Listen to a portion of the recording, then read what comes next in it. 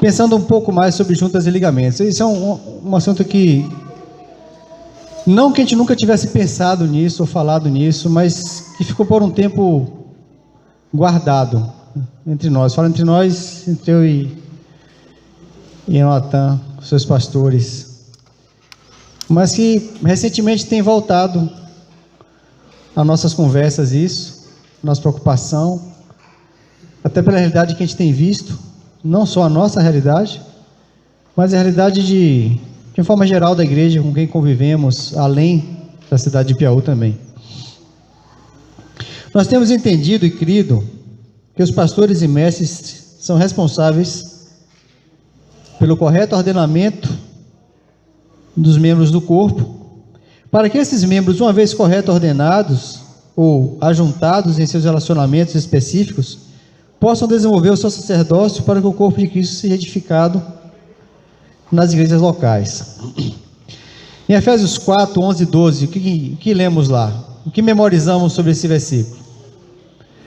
Ele mesmo concedeu uns para apóstolos, outros para profetas, outros para evangelistas e outros para pastores e mestres, com vistas ao correto ordenamento dos santos, para o desenvolvimento do seu serviço, para a edificação do corpo de Cristo.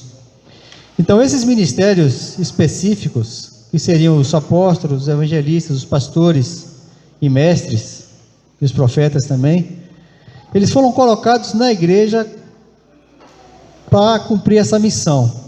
Qual seria? Eles edificarem a igreja? Não. Eles aperfeiçoarem a igreja? Também eles não podem fazer isso, só do Espírito Santo. Mas eles ordenaram de tal forma o corpo, ou como dizem algumas traduções, preparar, aperfeiçoar, qual outro termo usado? A maioria é aperfeiçoar e preparar. Ou, como nós dizemos na catequese, correto, ordenar os santos.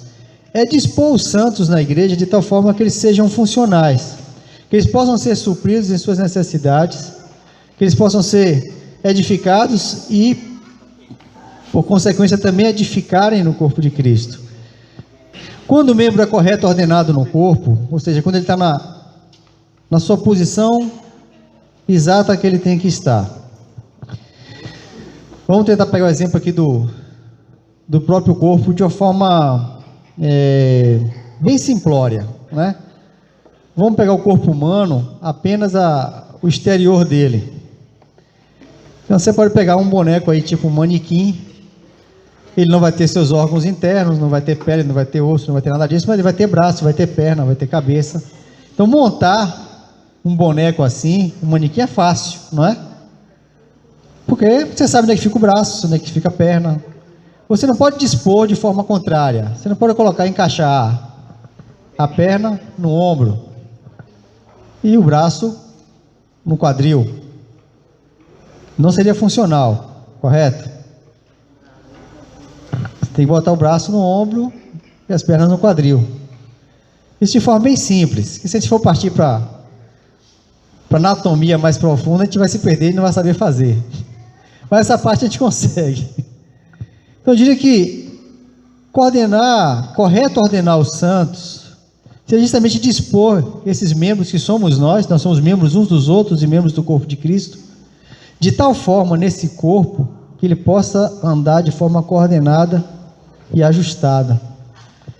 Ou seja, pegar esses relacionamentos que existem na igreja e coordená-los, para que possam se relacionar de forma correta, com as pessoas corretas, para serem edificadas, para edificarem, para desenvolverem o seu sacerdócio. Isso é uma coisa, irmãos, que quanto mais hoje eu leio o Velho Testamento, mais essa palavra me impacta, porque no Velho Testamento havia uma classe separada chamada sacerdotes, e eles eram diferentes de todo o resto do povo. Eles eram privados de muita coisa que o resto do povo podia fazer, e o sacerdote não podia fazer, porque eles eram separados para Deus. Eles não tinham herança, eles não tinham propriedade. Tinha algumas cidades que na verdade eram cidades de refúgio para abrigar o homicida até que ele fosse julgado, e era habitado pelos levitas. mas não era a cidade deles, não era a herança deles. Eles não podiam se dar alguns luxos que os outros homens podiam. Por exemplo, se morresse um parente do sacerdote, ele não podia se escabelar, chorar, se lamentar, se rasgar, ficar prostrado, porque ele era sacerdote. Os outros podiam, ele não. Era uma classe separada, diferente, né? Com um comportamento bem específico, com ritos bem claros que eles tinham que cumprir. E o resto do povo não. É liberado para viver de forma muito mais fácil, por assim dizer. Mas vem Jesus com a nova aliança e diz que nós somos uma nação de sacerdotes, de que todos somos sacerdotes, de que não são sacerdotes apenas os apóstolos, os profetas, os evangelistas, os pastores e os mestres. São sacerdotes quem? Todos os santos. Vós, porém, sois raça eleita, sacerdócio real, nação santa, povo de propriedade exclusiva de Deus, a fim de proclamar as virtudes daquele que vos chamou das trevas para a sua maravilhosa luz. Então todos nós somos essa classe especial de pessoas separadas para Deus e por Deus, para viver por Ele e para a sua glória. Todos que nasceram de novo são sacerdotes. E o que o sacerdote tinha que fazer? Cuidar das coisas de Deus, cuidar da vida espiritual dos homens, apresentá-los a Deus e apresentar Deus aos homens, sacrificar pelos homens a Deus. Tudo isso o sacerdote tinha que fazer, os sacerdotes tinham que fazer. E hoje quem são os sacerdotes? Todos nós. Todos vocês são sacerdotes. Povo de propriedade exclusiva de Deus. Então tudo isso compete a todos nós fazermos. É por isso que diz que para o correto ordenamento dos santos, para o desenvolvimento do seu serviço, para a edificação do corpo de Cristo. E lá no versículo 16 vai dizer, seguindo a verdade em amor, cresçamos em tudo naquele que é o cabeça, Cristo, de quem todo o corpo, bem ajustado e ligado, pelo auxílio de quê? De toda a junta, segundo o quê? A justa cooperação de quem? De cada parte, efetua o seu próprio aumento. Aumento de quem? Do corpo, para a edificação de si mesmo em amor. Segundo a justa cooperação, quem é cada parte? Eu, você. Então, a função dos ministérios específicos, então, vamos trazer para a nossa realidade, tá? Quais seriam os ministérios específicos atuantes nessa igreja aqui diariamente? Pastores e mestres. Pastores e mestres são a mesma pessoa, as mesmas pessoas, a mesma função, com características um pouco mais diferenciadas. Então, o mestre tem uma característica mais marcante do ensino, né? Recebeu maior graça de Deus para isso, para transmitir o ensino com maior clareza, para que toda a igreja compreenda bem, para que o povo não perca o rumo, que a doutrina seja preservada e por aí vai. Sabe abrir bem as escrituras e transmiti-las com clareza, seja ao carneirão velho, seja ao cordeirinho recém-nascido, seja ao discípulo pós-graduado, doutorado, PhD, seja naquele que não aprendeu a ler ainda. É importante saber transmitir com clareza e com fidelidade a escritura para o povo. Nem todos serão mestres, Deus separou alguns para isso, mas todos aqueles que estão à frente da igreja devem ser pastores e mestres, um pouco de cada. Mas a outros é mais acentuada a sua característica, o seu dom, a sua graça, justamente de ser pastor, de cuidar das ovelhas, no seu trato pessoal, naquilo que que o pastor pode fazer de melhor: cuidar, arrebanhar, tratar as feridas e por aí vai. Uma igreja sem pastores e sem mestres sofre. Não pode haver só mestres, nem só pastores. É importante que haja pastores e mestres. Por isso é importante a pluralidade no governo da igreja. Se a gente for observar, irmãos, no livro de Atos e nas cartas de Paulo, e nas demais cartas também de Pedro também fala isso, não há nenhuma referência a uma igreja em que houvesse um pastor. Não existe essa referência. Sempre era pastores, né? Em Antioquia havia lá Paulo, Barnabé, quem? Esqueci o nome dos três agora. Níger, tinha mais aquele Ágabo, que era o profeta que falou sobre a prisão de Paulo também. E eles orando e jejuando, o Senhor falou: separa para mim Paulo e Barnabé para uma obra especial que eu tenho trazido para eles. Eles impuseram as mãos sobre Paulo e Barnabé, enviaram Paulo e Barnabé. Não enviaram Paulo nem Barnabé, enviaram os dois para serem missionários, expandir o reino. Por sua vez, Paulo e Barnabé pegaram Marcos e levaram consigo para aprender com eles. Paulo fala em uma das cartas que queria ir para tal lugar, que eu não botei aqui, não me lembro, mas não sentiu paz porque ele estava sozinho. Ele estava esperando que outro irmão viesse, não sei se era Timóteo ou se era Tito, e encontrasse com ele para que ele fosse para aquele lugar. Eles nunca faziam uma obra só.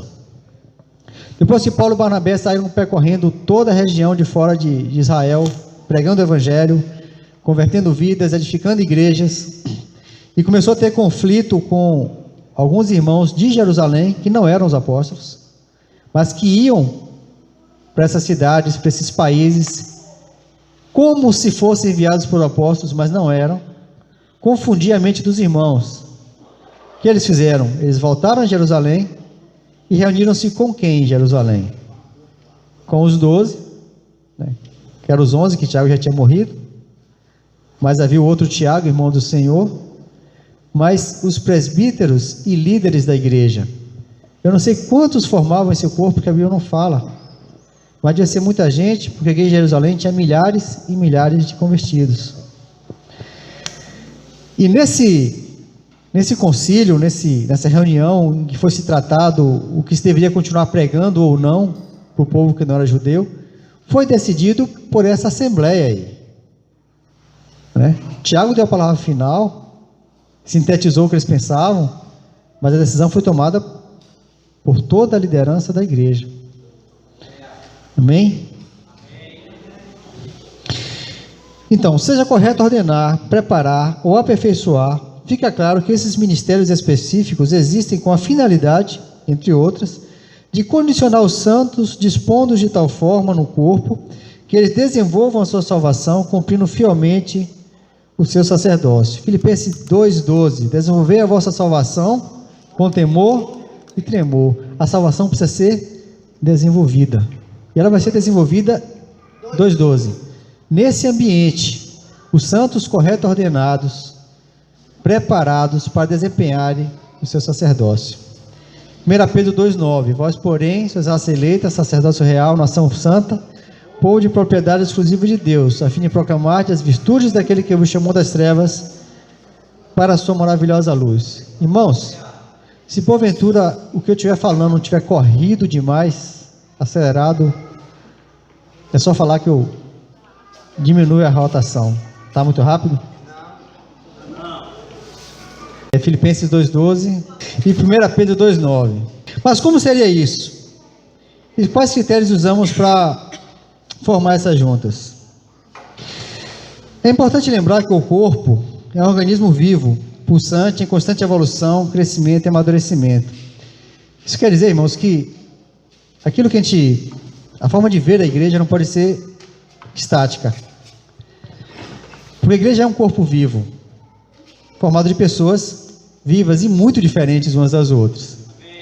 Os princípios são absolutos, não podem ser mudados jamais. Mas a forma como nós aplicamos esses princípios na vida de cada localidade precisa ser adequada às necessidades de cada localidade também. Por isso a importância da visão dos pastores locais, que conhecem o seu rebanho, de como aplicar seus princípios. Se pensarmos, entre aspas aqui, anatomicamente, né, pensar na forma do corpo, de como é o corpo humano, veremos seus ligamentos, eles unem os ossos assim, que a gente tem aqui o cotovelo, ele forma uma junta, certo? O idoso fala, estou com dor na junta, é joelho, é cotovelo, é ombro, tem repulso, é junta. Então, se não houvesse os ligamentos, o corpo não estaria unido, estaria desconjuntado, podia juntar num baú, perna, braço, mão, joelho, tudo separado, mas para unir esse corpo, precisa dos ligamentos. O nome já disse, ligamento. Serve para quê? Para ligar, exatamente, para ligar o corpo. Para ligar as juntas, formarem as juntas, precisa dos ligamentos. Só que o ligamento, ele é é como se fosse um feixe fibroso, né?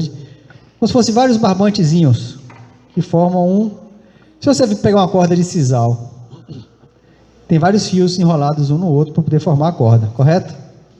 Você não consegue visualizar isso, né?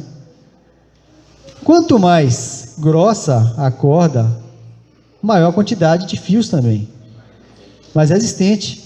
Os fios são fininhos, mas eles juntos formam um feixe, uma corda resistente. Os ligamentos também são assim. Às vezes, quando alguém sofre uma ruptura de ligamento, ele pode ser total, que cortou o cordão todo, ou parcial, foi só alguns daqueles fios que se romperam e pode ser recuperado também. Se pensarmos anatomicamente, veremos que os ligamentos unem os ossos, flexibilizando e estabilizando as articulações, tornando o corpo funcional. Os ligamentos formam um feixe fibroso como se fossem múltiplos barbantes, pois se fosse apenas um, não seria suficiente para cumprir a sua missão. Então, se aqui no meu joelho tivesse um ligamento só com um fiozinho ele se romperia muito fácil. Mas Deus já sabe, Ele fez um emaranhado, um feixe mais resistente, que mantém a estabilidade, a resistência e a unidade do corpo. A perfeita e divina estratégia das juntas e ligamentos pode ser inutilizada por nossa falta de discernimento, principalmente se for a nossa falta de discernimento de fazer isso. Esses relacionamentos fortes e resistentes, conforme está lá na apostila que vocês memorizaram, que são juntas e ligamentos no corpo de Cristo, relacionamentos fortes e resistentes entre seus membros. Se são fortes e resistentes, não vai se romper na primeira briga que tiver, no primeiro ressentimento, então vai resistir, não pode brigar. Esses relacionamentos fortes e resistentes que almejamos ver no corpo precisam ser dispostos para que ninguém fique isolado ou esquecido nesse corpo.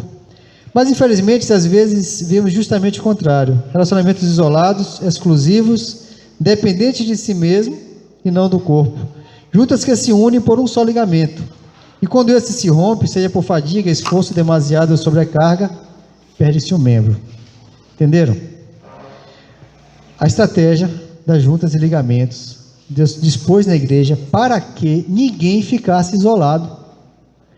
Porque se não houvesse juntas e ligamentos, se convertia alguém e ninguém se juntava a esse irmão, ninguém se achegava a ele para cuidar da vida dele, ele podia entrar e sair das reuniões e ninguém sabia quem ele era. Eu congreguei 3 anos em Salvador, com alguns irmãos lá, antes de conhecer o Evangelho do Reino, e fui embora, acho que só 2 ou 3 lembravam de mim. Eu era muito introvertido, não tinha muita facilidade de me relacionar, e muita gente acontecia isso, de que entrava e saía da igreja, por assim dizer, ninguém sabia quem era, de onde veio, nem para onde foi, e ninguém se importava, porque ele estava isolado no seu canto, era só mais um rosto na multidão, principalmente se a congregação for grande. Mas se existem juntas e ligamentos, é para que isso não aconteça, correto? Entre outras coisas, para que esse irmão não fique isolado e esquecido no corpo, mas que tenha alguém perto dele, que ensine a guardar todas as coisas que Jesus ordenou, para que ele seja suprido por aquilo que vem da cabeça, que é Cristo, e passa pelo corpo, por meio das juntas e ligamentos, segundo a justa cooperação de cada parte. Porém, amados, podemos observar algumas vezes que essa estratégia tem sido investida e tem acontecido justamente o contrário, de que alguns irmãos entre nós estão isolados em um só relacionamento e esquecidos do resto da igreja. Se fecharam tanto nesse relacionamento único, exclusivo, que se tornou não apenas exclusivo, mas também excludente, que exclui o resto da igreja do seu relacionamento. Aí eu fiz a comparação de que como se fosse um único ligamento, um único fiozinho que ligasse esse irmão. E quando esse fio se rompe, seja por qualquer motivo, né?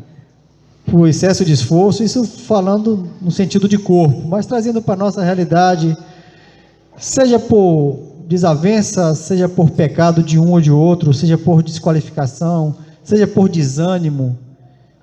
Quem é que nunca... Bom, não todo mundo, mas é possível que o seu discipulador, né, aquele que cuida de você, que lhe ensina, tropece e se envolva em pecado e se desqualifique e não tenha condição de seguir lhe instruindo naquilo. É possível isso? E se você só tem esse relacionamento na igreja? Que tamanho vai ser a sua decepção? Se você for novo na fé, o que vai acontecer?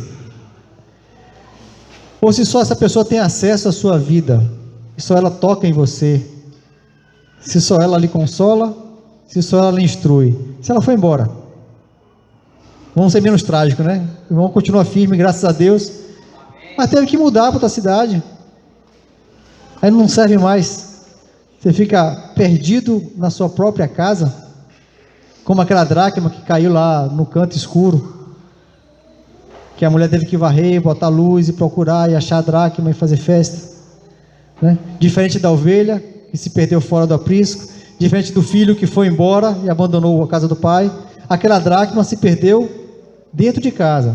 Vocês estão lembrados da parábola, não estão? Vocês leem a Bíblia, eu sei disso. Assiste desenho. E isso, desenho bíblico. A dracma perdida tem esse desenho. Então o que acontece? Você fica perdido, aquele irmão fica perdido na igreja por causa de um relacionamento que se foi. Você nunca viu isso acontecer, não? Eu já. Algumas vezes. Pelos dois motivos que falei e por outros tantos que acontecem também. Às vezes o relacionamento é tão bom e se torna tão pessoal e tão exclusivo e tão só meu e nosso, que é quase pai e mãe, aquele grude, mas ele tem uma coisa lá na frente que acontece entre essas duas pessoas que se amam tanto, que se decepcionam uma com a outra, que estragam o relacionamento e nada mais serve, nem ninguém mais alcança essa pessoa.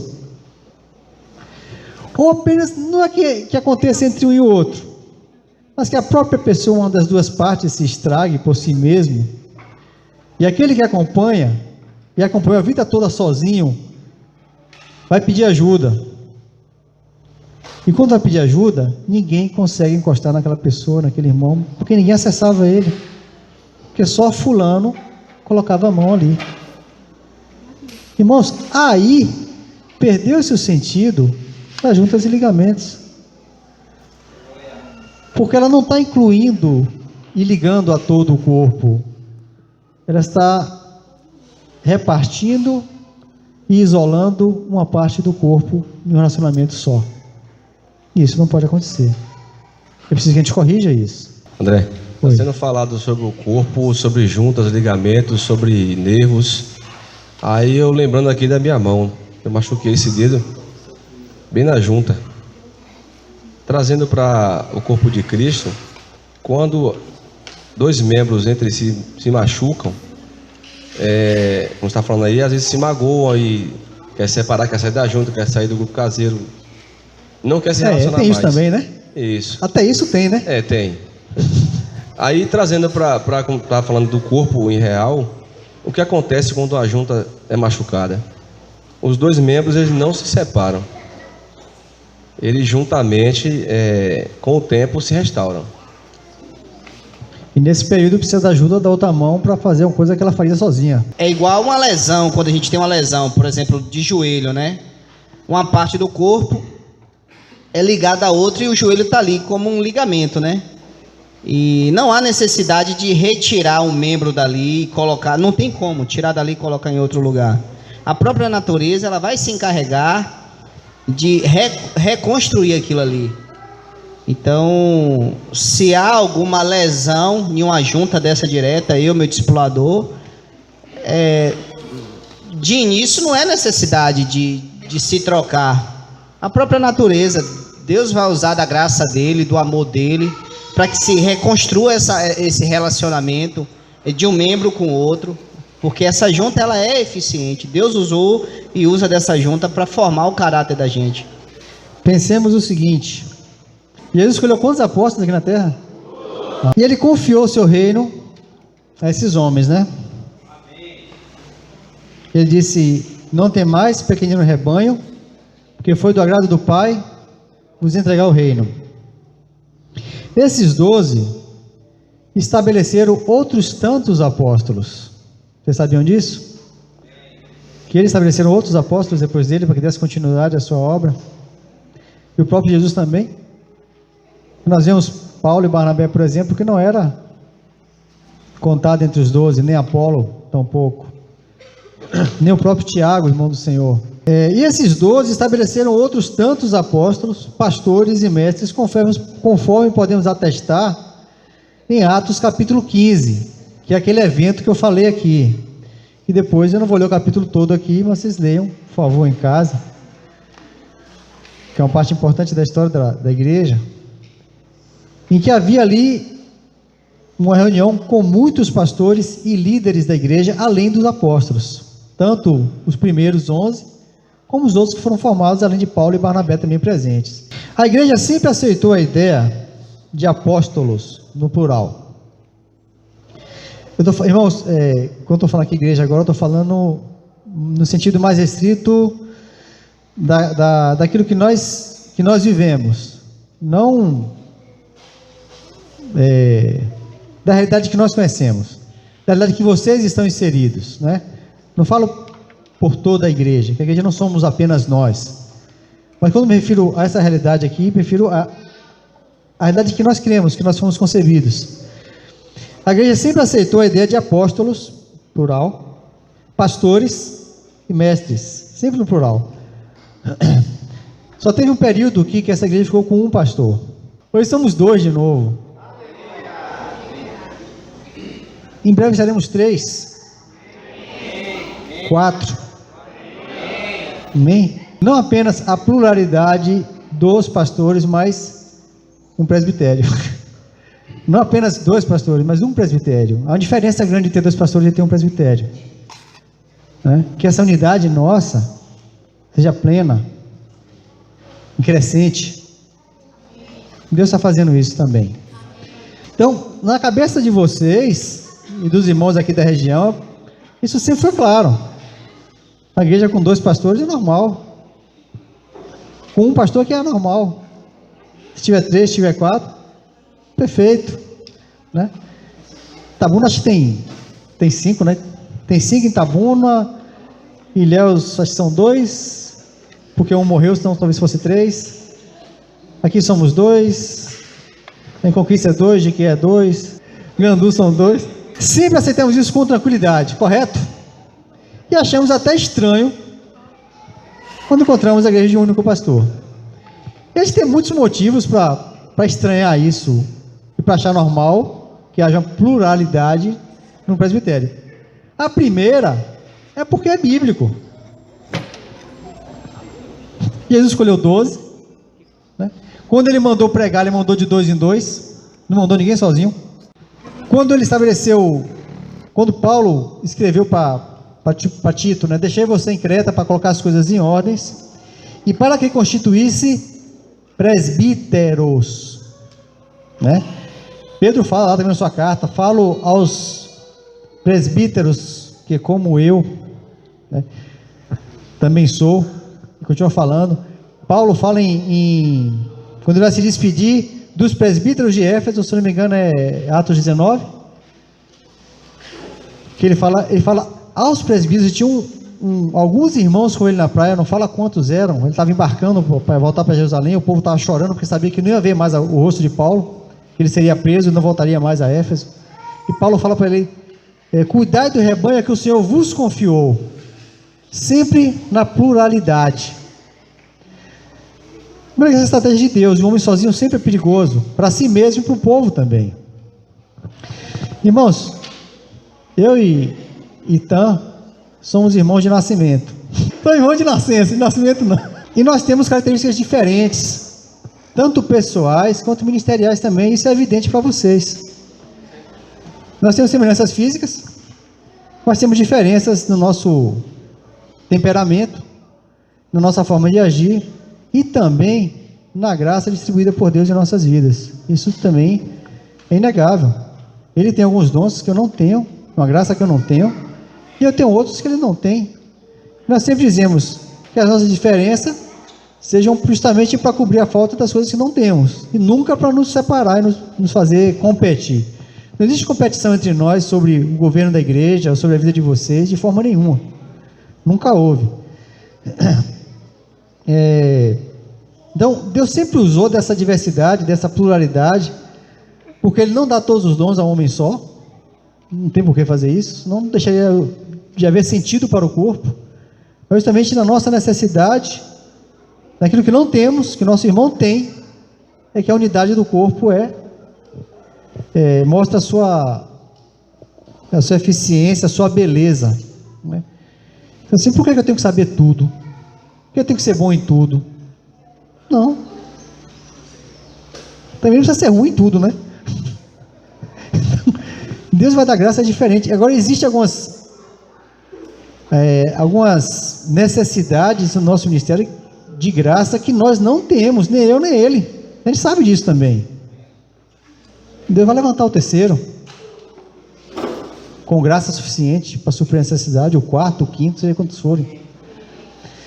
Mas Deus está nisso, na pluralidade dos homens, na pluralidade e unidade, diversidade e unidade. Eu sei também, irmãos, que quem é filho de todo mundo não é filho de ninguém, né? Quem vai cuidar de Lucas? Todo mundo cuida. Todo mundo não é ninguém. A gente sabe, tem que ser muita gente, mas todo mundo também é demais, né? Porque um vai sempre achar que o outro está fazendo e ninguém está fazendo nada, e Lucas está se atrapalhando. Mas não está não, porque Jefão está colado aí e Jesus está no meio. Eu não sustento que não haja uma ligação pessoal mais forte entre irmãos. Isso é natural, é saudável. Paulo se referia a alguns como seus verdadeiros filhos na fé. Ele fala isso para Timóteo, ele fala isso de Tito, ele fala para os irmãos de Coríntios, ele fala para os irmãos de Gálatas que ele sentia dores de parto até que Cristo fosse formado neles. Isso é um sentimento maternal, embora Paulo fosse homem. Ele fala para os coríntios, os irmãos de Coríntios, de que vocês podem ter muitos mestres, mas só tem um pai. Ele fala: o pai sou eu. É claro que Paulo não está fazendo nenhum elogio aos coríntios quando ele fala isso. Vocês podem ter muitos mestres, mas só tem um pai. Paulo não estava elogiando eles. Mas o problema que Paulo está citando não é a quantidade de mestres. Até porque os mestres aqui citados eram Pedro e Apolo. Não eram falsos mestres. O problema não era a influência que Pedro deixou não sei como, não sei se Pedro esteve presente em Corinto, ou se foi por carta, ou alguém saiu e conheceu Pedro e Apolo, não sei. Meu conhecimento é pequeno nisso aí, dessa parte da história. Mas o que Paulo está criticando aqui batendo nos coríntios, não é por causa dos mestres, é por causa da atitude deles. Eles foram partidaristas. Quando eles conheceram Pedro, sei lá, Pedro andou com o Senhor, Pedro estava lá, andou sobre a água, foi ele que disse que Jesus era o Cristo, foi o cara que pregou lá em Jerusalém, converteu 3.000, e todo mundo foi cheio do Espírito Santo, foi solto da prisão. Aí eu sou de Pedro, eu prefiro ser de Pedro. Aí outro lá ouviu Apolo pregando, se Apolo pregava com muita eloquência, não, eu sou de Apolo. Paulo nem aqui está mais, fala, não, eu sou de Paulo. Então, o que Paulo condenou não foi a questão da influência de Pedro e de Apolo, foi a atitude partidarista dos coríntios. Quero afirmar que o discípulo pode e deve receber a influência e a graça de mais de um irmão, que não fique isolado em um único relacionamento e referência. Ele concedeu alguns para pastores e mestres, no plural, para que a igreja tivesse pastores, embora ele seja o nosso supremo pastor. Eu queria que você anotasse alguns textos aqui. Efésios 4:11, de 11 até 16. Efésios 4, de 11 a 16. Atos 15, o capítulo todo. Tito 1:5. Hebreus 13:7. E 1 Pedro 5, de 1 a 4. Todos esses textos, e mais alguns outros que eu não citei aqui, 1 Pedro 5, de 1 a 4, falam justamente da pluralidade pastoral na igreja. Nos acostumamos a submeter-nos aos nossos pastores, no mínimo 2, se são pastores, não pode ser só um. Vocês têm dificuldade em se submeter a mim ou a Natan? Sim, a um em detrimento de outro? Ah, não, aqui eu só ouço Citã falar. Não, se André não falar, para mim não serve. Existe entre vocês aqui? Se tem, está bem escondido. Até hoje eu não descobri, não. Não importa se quem traz a palavra sou eu, se é ele. Vocês recebem a direção. Eu sei que existem pessoas que são mais chegadas a mim, historicamente, por amizade, por relacionamento, por tudo. E vice-versa. E outros que são mais chegados e mais ligados a ele, porque tiveram essa influência direta na sua conversão, principalmente. Isso é normal, isso é perfeito, não tem problema nenhum isso aí. Isso não causa disputa entre nós, nem deve haver entre vós. Nos acostumamos a submetermos aos nossos pastores e até achamos estranho que muitos pastores pastoreiem sozinhos, né? É estranho que você conta uma congregação que tem só um único pastor cuidando de tanta gente. Ninguém cuida dele. Mas ele se mede com quem? E se avalia com quem? Ele se afia com quem? O ferro com o ferro se afia, assim como o homem ao seu companheiro. Se não tem com quem se afiar, fica cego. E quem está cego não enxerga. E se não enxerga, como dar a direção? Porque soaria estranho para nós que cada irmão pudesse ser cuidado por mais de um discipulador. Porque quando se trata de pastores e de apóstolos, podemos ter mais de um. E quando se trata de discipulador, só pode ter um. Diga-se de passagem que discipulador foi uma palavrinha que a gente achou, graças a Deus, para nos livrar de se passar por mestre, que quando ela é bem compreendida e bem aplicada, é perfeita, né? Você ensina, mas você não é o mestre é Cristo. Um dia conversando com a irmãzinha, perguntei para ela assim, você é ovelha de quem? Ela falou, de Jesus. Eu falei, muito bem. Jesus é o pastor supremo de nossas almas. E você é discípula de quem? De fulana? Não é de Jesus também? Se é ovelha de Jesus, é discípula de Jesus. Nós somos discípulos de Jesus, somos todos irmãos. Ele é nosso mestre, é nosso pastor, é nosso pai. Nós somos todos irmãos. Ovelhas e irmãos. Se eu posso ser cuidado por 2 pastores, por 3 pastores, por 4 pastores, por 2 apóstolos, por que eu só posso ser cuidado por um discipulador? Por que não por 2?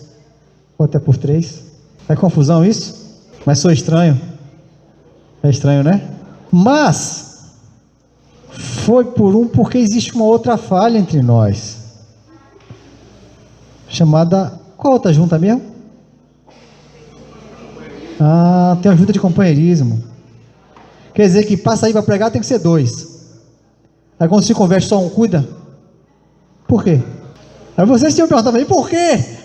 Minha outra mão edifica essa mão aqui? A mão esquerda edifica a mão direita? Sim. Então, o corpo de Cristo ele pode ser edificado por todo o corpo de Cristo, pode ser abençoado por todo o corpo de Cristo. Mas essa é a ideia. É você entender que um membro tem como edificar o outro. Eu preciso do meu pé para caminhar. Então eu estou edificando a mão, porque eu preciso lavar as mãos e o pé precisa me conduzir. Então o corpo de Cristo ele edifica o corpo de Cristo. Só que assim, eu preciso de algo específico para edificar essa mão. Eu preciso de uma junta. Eu preciso de uma junta específica para essa mão ser edificada. Eu preciso que essa mão esteja ligada ao braço. Dá para entender o que eu quero ilustrar aqui? A minha mão, ela é edificada pelo meu pé. Eu precisei vir dali para aqui. Meu pé edificou minha mão. Só que essa mão, ela precisa de uma junta específica para ser edificada. Se ela não tivesse vinculada aqui, ela estaria morta.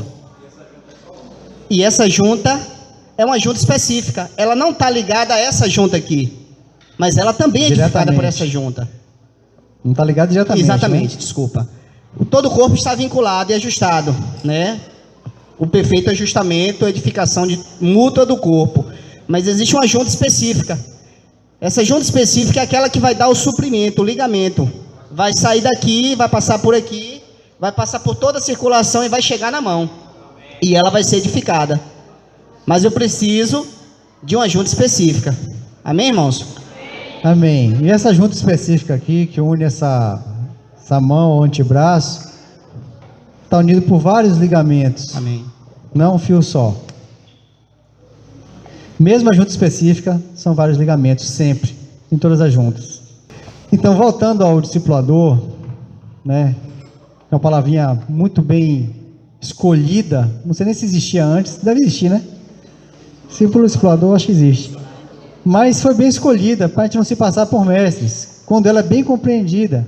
E quando ela é mal compreendida, alguns se acham que são de fato alguma coisa na vida do irmão e querem não apenas instruí-lo, mas querem dominar a sua fé e até dominar a sua vida também. Eu vou dar um exemplo aqui, poderia dar muitos, mas eu vou dar um, talvez 2. Por exemplo, um irmão solteiro tem um colega de trabalho incrédulo que é casado. Mas esse cara vê na vida desse jovem discípulo aí um exemplo de santidade, de honestidade, de fidelidade. E esse irmão começa a pregar o evangelho para esse companheiro dele de trabalho. Esse companheiro se interessa, se converte, abre a casa dele para ouvir ele e sua casa, se converte ele e a esposa.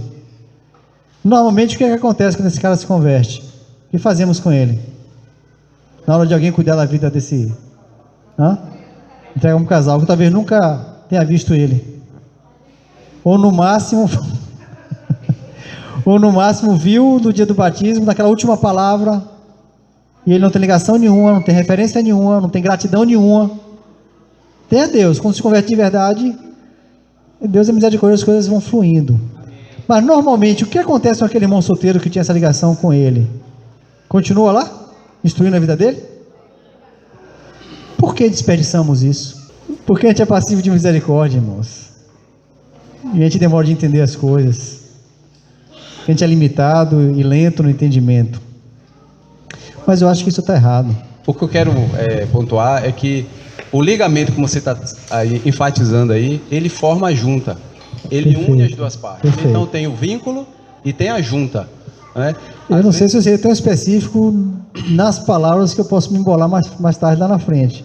Até pelo pouco conhecimento de anatomia e também dessa realidade. Mas digamos o seguinte...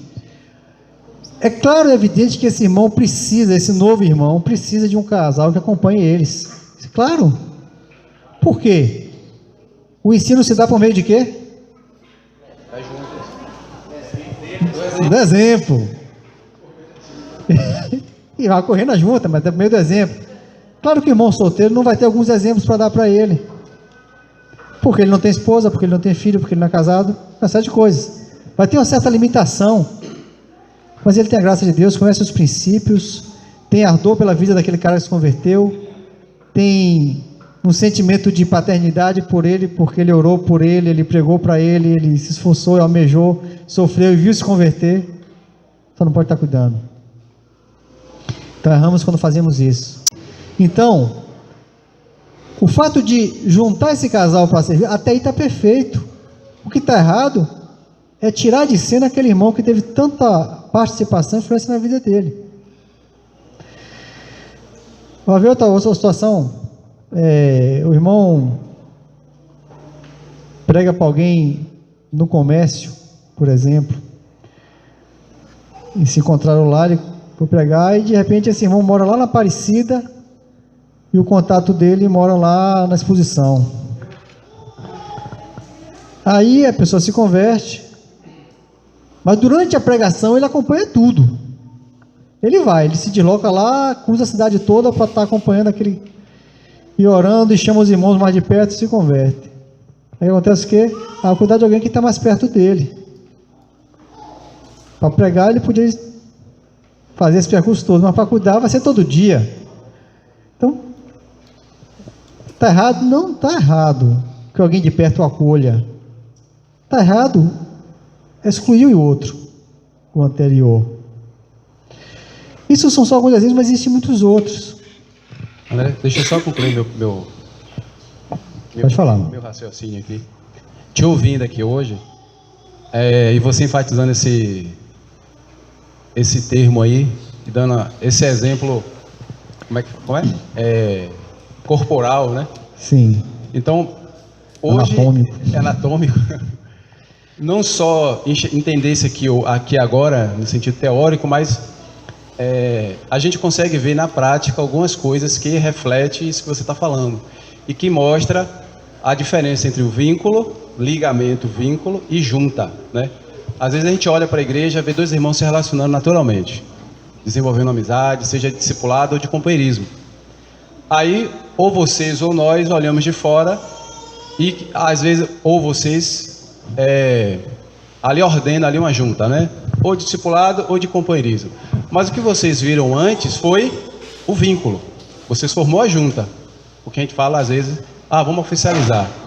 Se criou uma junta, né? Aí se cria o vínculo e junta. Perfeito, né? Mas muitas vezes se cria a junta, mas não tem um vínculo, né? É isso que eu quero... E às vezes nunca cria o vínculo. Pois é. Fica só formalidade. Uma vez, aqui uma história nossa, bem pessoal. Tinha um irmão que se converteu aqui e muita gente pegou para ele, inclusive eu também. Ele foi batizado e se tornou muito meu amigo. Eu já tinha a vida toda no caminho. Ele tinha acabado de se converter. Ele andava muito comigo. A gente orava junto, a gente saía para pregar. Ele não era meu companheiro. Havia uma diferença de idade muito grande até então. Ele era recém-convertido. Eu poderia estar cuidando dele, mas não estava. Eu era solteiro, ele também. Ele era cuidado por uns companheiros que era casado. Mas ele estava com o discipulador dele no famoso dia da junta. E só. O resto do tempo, esse cara andava comigo para cima e para baixo. A gente pregava junto, a gente viajava junto para visitar uns irmãos que tinham ido embora. A gente passava muito tempo junto, compartilhava a palavra, orava, jejuava, fazia vigília, tudo isso. Aí uma vez chegamos à conclusão, eu, o explorador dele, disse: rapaz, esse cara é mais discípulo teu do que meu. Por que não anda contigo? Tá bom, vamos fazer a dita oficialização. Agora você é meu discípulo. Acabou. Nunca mais andou comigo. Só estava comigo no dia da junta, foi procurar outro. Problema dele é a formalidade. Agora sim, o que é que impedia dele continuar? Porque esse irmão que era discipulador dele, não é que esse irmão não influenciasse a vida dele, não. Pelo contrário. tinha influência sim, abençoava a vida dele, ele tinha muita acato a esse irmão, muita referência a ele. Por que tinha que separar de um e vir com o outro? Por que não continuava com os dois? Seguia como estava?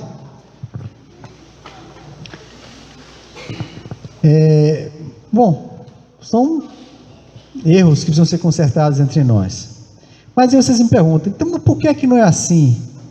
Eu diria que primeiramente não é assim, porque erramos em outro ponto, na outra junta, que é de companheirismo. Hoje existem poucas juntas de companheirismo que funcionem na igreja. Mas mesmo no tempo em que essas juntas eram mais funcionais, eram mais visíveis, que quase a igreja toda sabia quem era companheiro de quem, já houve um tempo assim, todo mundo sabia quem era discípulo de quem era companheiro de quem. Mas, nem por isso funcionava desse jeito, porque havia os discípulos de fulano e os discípulos do companheiro de fulano. E sabe quando é que fulano cuidava do discípulo de Beltrano, do companheiro dele? Exatamente, quando ele estava de férias, viajava, aí nunca tinha estado junto. Mas que negócio mais confuso a gente vive. A gente para pensar, não tem sentido por que a gente fazia isso. Por que a gente faz isso? Quinta-feira, com o prazer, eu estava falando com os irmãos, tá botando uma pulga atrás da orelha deles lá, que a gente não tem que fazer tudo porque a gente sempre fez daquele jeito. Por que fazemos assim? Por quê? É preciso buscar direto na palavra as nossas práticas e compará-las. O que estamos fazendo? Será que recebemos assim? Ótimo. Mas será que realmente tem que ser assim? Será que o Senhor realmente mandou fazer assim, desse jeito? Às vezes eu fico com dificuldade de imaginar aquela igreja lá de Atos, são aqueles 3.000 se convertendo num dia só, dos 12 conseguir botar num papel, até que o papel não tinha, quem ia ser discípulo de quem naquele dia, ia ser uma confusão, até porque muita gente morava fora de Jerusalém. A gente tem procurado fazer isso mais recentemente, eu e Tan, observar essas coisas. Quando eu estudava agrimensura, tinha uma matéria chamada urbanismo, né? Urbanização, Aí o professor dizia o seguinte, que havia um princípio lá de urbanização, na construção de praças públicas, que o ideal era que no espaço aberto onde se projetaria a praça, que antes de se fazer os caminhos, né, como fazia antigamente, aquelas pedrinhas, fazendo os caminhos entre o gramado e tal, e esperasse que o povo escolhesse aquele caminho, porque era muito comum você ver praças com os caminhos que ninguém usava, e aquele caminho marcado na grama, que nunca nascia grama, que o povo só passava por ali. Vocês já viram coisa parecida disso aí? Exatamente. Não é que exatamente o povo vai escolher o seu caminho, ou a sua junta, ou o seu ligamento, mas a gente tem aprendido que não adianta você querer muitas vezes unir irmãos em uma junta, de que irmãos já existem vínculos com outros, e que já são funcionais, porque a gente acha que fulano é melhor para fazer aquilo do que Beltrano.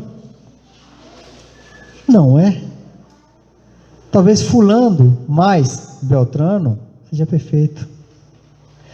Se as nossas juntas de companheirismo estiverem fortes e funcionando plenamente, já é um bom começo para que todos que são discípulos de alguém que tem um companheiro, seja cuidado por ele, por seu companheiro. Amados, precisamos orar ao Senhor e rever essas coisas, né? Então talvez começar a trabalhar também no ensino mais sobre essa questão do companheirismo. Mas mesmo que isso não esteja plenamente funcionando, é importante a gente começar a digerir a ideia, de colocar na cabeça, de que é saudável, de que é possível, de que não está se contradizendo nenhum princípio de alguém ser cuidado por mais de um discipulador. Vamos começar a pensar assim? E não precisa repartir. E também aquilo que de fato for necessário e funcional. Por exemplo, a maioria do pessoal lá do ACM eu acho que a maioria dos que eu conheço, pelo menos, em algum momento da sua vida tiveram influência de Dona Célia Dalva, seja na pregação, no acompanhamento, na oração, no testemunho. Se não todos, eu acho que uns 90%. Se não todos, foram os que chegaram para lá depois, mas os que são naturais de lá, passaram por essa senhora aí. Homens e mulheres. Concordam? Concorda, Glibson? Buscavam conselho, mesmo sem ser convertidos ainda. Ouviam a ela, ouviam o evangelho dela também. Mas nem todos são discípulos dela, não são cuidados por ela. Até porque ela não tem condição de fazer isso sozinha.